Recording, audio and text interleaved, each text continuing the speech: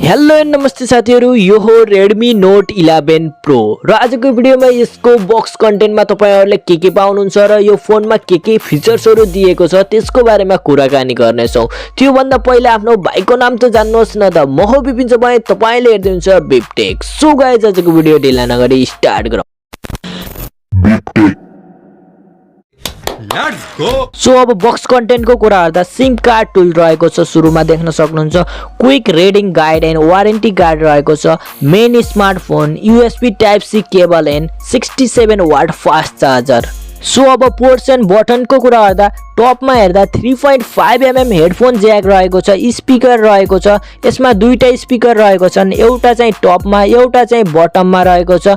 अब यसको टपमा हेर्दाखेरि एउटा माइक रहेको छ अनि आइआर ब्लास्टर पनि रहेको छ।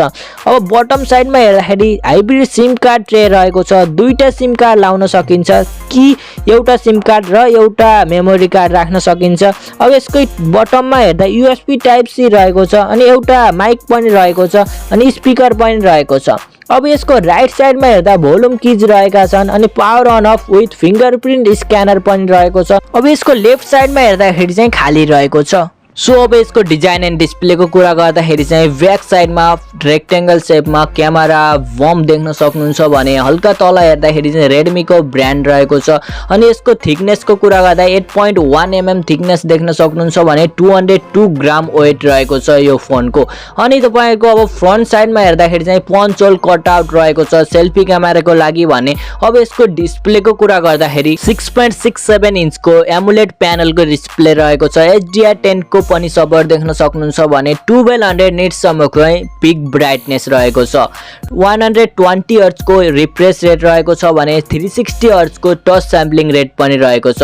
अनि यसमा ग्लास प्रोटेक्सन को लागि कोर्निङ गोरिल्ला ग्लास 5 को ग्लास प्रोटेक्सन रहेको छ। सो अब यसको परफर्मेन्स को बारेमा कुरा गर्दा Redmi Note 11 Pro मा 12nm को MediaTek Helio G96 को प्रोसेसर रहेको छ भने octa core को CPU रहेको छ भने Mali G57 MC2 GPU रहेको छ। सो अब यसको मेमोरी को बारेमा कुरा गर्दाखेरि चाहिँ यसमा 6 र 8GB LPDDR4X को RAM रहेको छ भने 64 र 128GB UFS 2.2 को इन्टरनल स्टोरेज रहेको छ।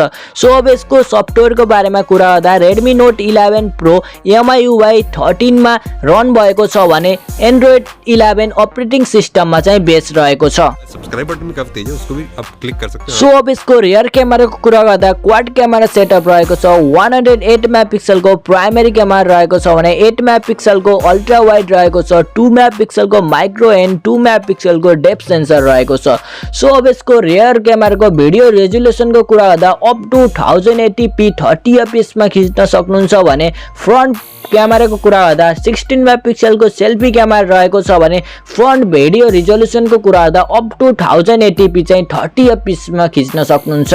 सो अब यसको ब्याट्री को बारेमा कुरा गर्दा 5000 mAh को ब्याट्री रहेको छ भने 67 वाट को फास्ट चार्जिङ को पनि सपोर्ट रहेको छ।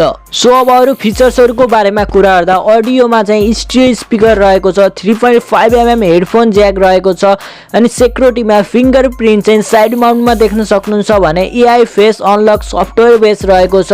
अनि कनेक्टिभिटीमा 4G भोल्ट देख्न सक्नुहुन्छ, डुअल ब्यान्ड वाइफाई रहेको छ, ब्लुटुथ 5.1 देख्न सक्नुहुन्छ भने GPS NFC पनि रहेको छ।